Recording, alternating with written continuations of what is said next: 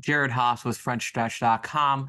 Sponsorship is unique in NASCAR compared to other sports. While other major sports do rely on some sponsorship money, teams in NASCAR rely on sponsorship money for the majority of their revenue in order to stay afloat.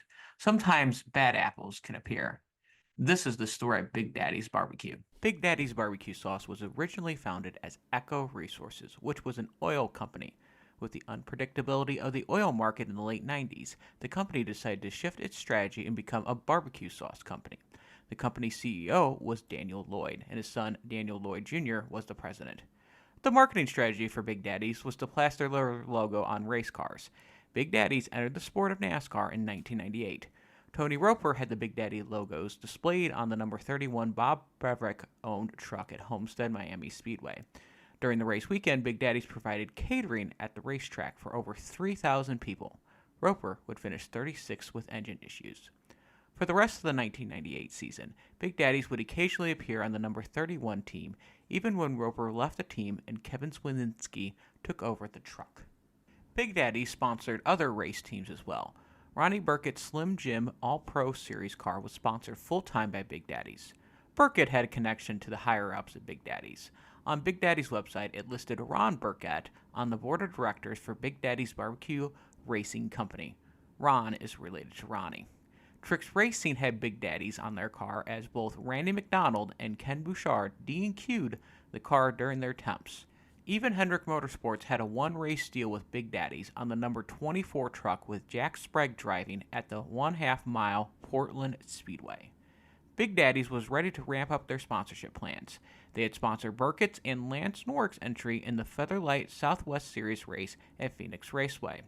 At Las Vegas Motor Speedway, Big Daddy sponsored the Winston West cars of Norrick and Motohiro Nakagi, and also Doug George in the second entry for Liberty Racing in the truck race.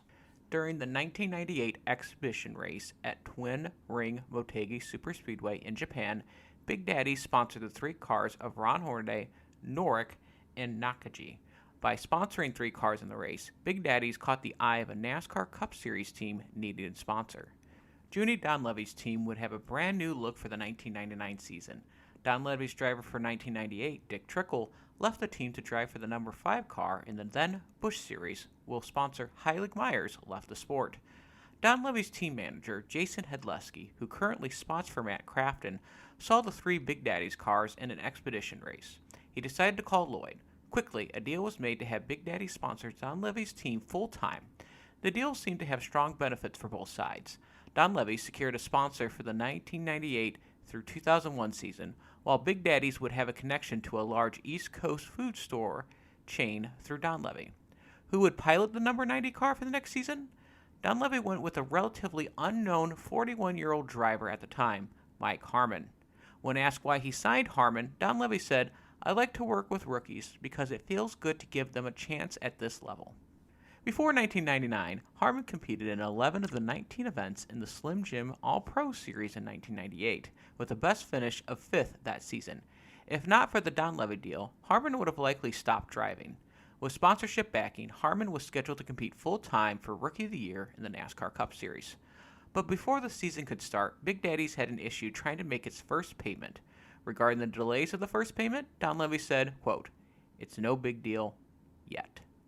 Lloyd did write a check to Donlavey for $1.5 million, the first of 4 installments, but the check came back with a stop payment attached to it. When Donlavey's team made its way down Daytona, neither the transporter nor the car had Big Daddy sponsorship. Mike Harmon qualified the unsponsored number 90 car at 186.32 miles per hour, good enough to start in the 24th position in the first duel on Thursday. During Tuesday's morning's practice, Harmon recorded the 54th fastest lap, tied with Dale Jarrett. Harmon was struggling to find speed. With the funding all dried up from Big Daddy's, Donlavey wanted a driver with more experience to get into the Daytona 500. Rumors swirled that Morgan Shepherd would drive the car at Daytona. According to one source, Harmon was fired from the ride as he was upset that somebody else would shake down the car.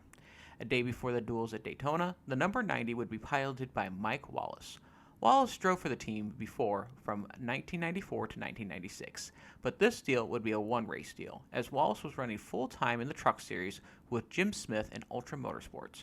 Wallace would be 41st in Wednesday's practice. After this ordeal, Donlavey was done with Big Daddy's barbecue, but there was another team that had a deal coming down to Daytona with Big Daddy's on the car.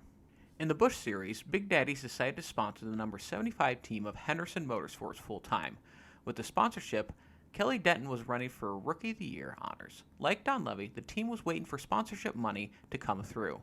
At Daytona, the number 75 looks similar to the number 90 car, with the same base without the Big Daddy's decals.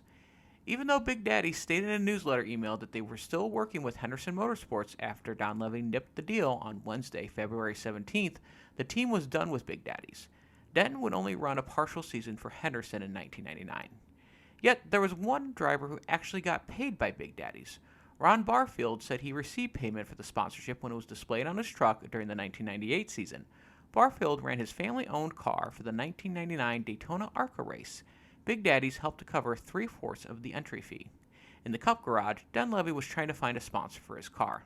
He found some backing from a local Richmond sponsor, AccuTurn. Wallace started the car from the rear of the field with the driver change. He avoided the lap 1 caution and finished in the 18th position. Donlavey's car was not locked in since Wallace finished outside the top 15. After the second duel, Donlavey's car was high enough in the owner's points last season to secure a provisional and start 42nd on Sunday. Donlavey would get another sponsor on his car before the Daytona 500. After David Green wrecked in his duels with Dick Trickle, Larry Hedrick's team was not high enough in owner points to secure a provisional for the Daytona 500, therefore being one of the 16 cars that failed to qualify. Hedrick and Donlavey worked a deal to have Kodiak display their decals on the number 90 car for Daytona 500. Wallace brought the car home in 23rd position. Morgan Shepherd would take over the number 90 car rocking. The car got some TV time, with Mike Joy pointing out that teams still needed a full season sponsor.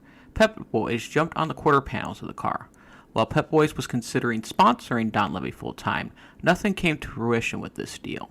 1999 would be a rough season for Donlavey's team, as the car would make 8 more races and fail to qualify in 17 races. Big Daddy's even made deals in the Indy Racing League with Gallus Racing's Davey Hamilton and Calix Racing Donnie Belcher. Hamilton's deal was supposed to be for the full season. In early March, Big Daddy's failed to fulfill their contract and never had the Big Daddy decals on the vehicle. Belcher's car did have Big Daddy's decals for most of the 1999 season and into 2000. Team owner Larry Calhill revealed how Big Daddy's sponsorship deal worked. Calhill got stocks into Big Daddy's company in the hopes of getting cash out of these stocks. Denton's deal in the Busch Series also consisted of the team receiving Big Daddy's stocks. Those stocks never amounted to the money needed to be a big sponsor. Even though Big Daddy's had trouble getting on multiple cars at Daytona and IRL, the company did sponsor more teams in 1999. Big Daddy's was on a variety of Winston West cars, including cars driven by Brandon Ash and Gary Smith. Jeff Davis had Big Daddy's on his ASA Speed Truck Series truck and his number 92 Winston Cup car at Las Vegas. Davis, from California, made the trek to Las Vegas to make the race. Davis was one of the slowest cars in Round 1 qualifying. In Round 2 qualifying, the team had Morgan Shepherd qualify the car.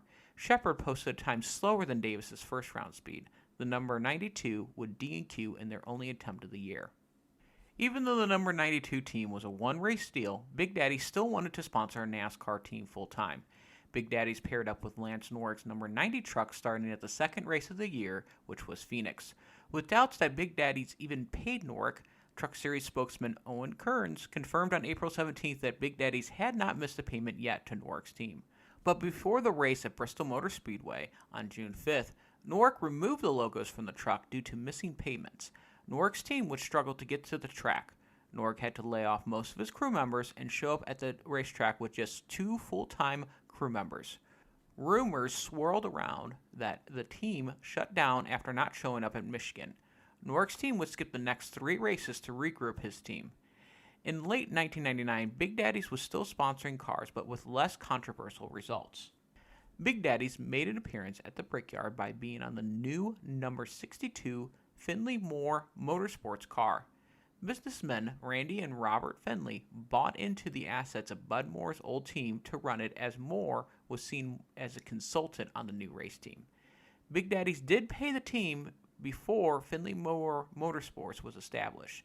Jeff Davis was the original driver in the number 62 car and posted a time of 52.4 4.996, which was one of the slowest laps of the day in round 1 qualifying.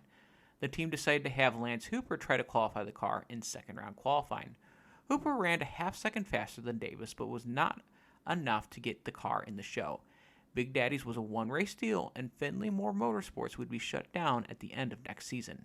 In the Truck Series, Big Daddy sponsored Terry Cook's number 88 truck for 7 of the last 8 races. For the 2000 season, Hendrick's team was looking for a sponsor for the season after losing Kodiak to Melling Racing. Hendrick did display a car sponsored by Exxon at an event, but nothing came to fruition with that company. Hendrick had tapped Rick Mast to pilot the number 41 car. During a preseason media session, Mast spoke in a Big Daddy's fire suit. The team had scheduled a sponsor announcement. Reporters asked if Big Daddy's was a sponsor that the announcement was about. Mast did not confirm that. At Daytona, the number 41 car did show up with Big Daddy's decals. The deal was structured like other Big Daddy's deals. Hendrick would get stock in the company that was estimated by Big Daddy's to be worth $11 million. This deal was different by a provision in the new contract that allows a different company with immediate capital to sponsor the car. Mast would only race in 5 races and fail to qualify for 1 race. He found a new ride after the 6th race of the season. A.J. Foyt's racing team was also in a time of transition, but at the beginning of the season, Foyt had tapped Mike Bliss to drive the new number 14 car sponsored by Conseco. In Bliss's first 4 attempts, he finished 35th at Daytona and failed to qualify for the next 3 races. Foyt removed Bliss from the car and had Dick Trickle as a gap stop for the next 2 races. Trickle was not the long-term solution, as he would be more focused on the Busch Series. Mast was seen as the top candidate if he would get out of his contract with Hendrick's team. Mast did, and he would finish the rest of the 2000 season driving the number 14 car starting at Texas. Hendrick was looking for a replacement and decided to have Gary Bradbury to drive the number 41 car at Texas. Bradbury did not finish at Texas or the next weekend at Martinsville. He failed to qualify at Talladega, and the team shut down afterwards. Many of the crew members from the number 41 team followed Mast to the number 14 team. After Big Daddy's partnership with Hendrick Motorsports, it sponsored cars in the USAR Hooters Pro Cup Series, Indy Lights, and the Goodies Dash Series. In September 2001, Big Daddy's became the sponsor of South Boston Speedway. By early 2004, Big Daddy's was no longer listed as the title sponsor of the Speedway.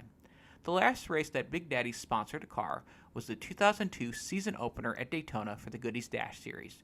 Junior Miller drove the yellow and red number 77 car to a 16th place finish. Big Daddy's Barbecue no longer exists. CEO Daniel Lloyd passed away from a heart attack in 2008. His son, Daniel Lloyd Jr., still works in the oil industry today. Sponsorship can be a fickle thing in a sport that requires so much to be successful. Big Daddy's had some well-known bad deals, but had some deals work out in the end. Even though Big Daddy's Barbecue sponsored race cars for 4 years, it left a taste in some people's mouth that cannot be forgotten. I'm Caleb Barnes with FrontStretch.com. Come back soon for more great racing videos, and if you like us, don't forget to hit the subscribe button.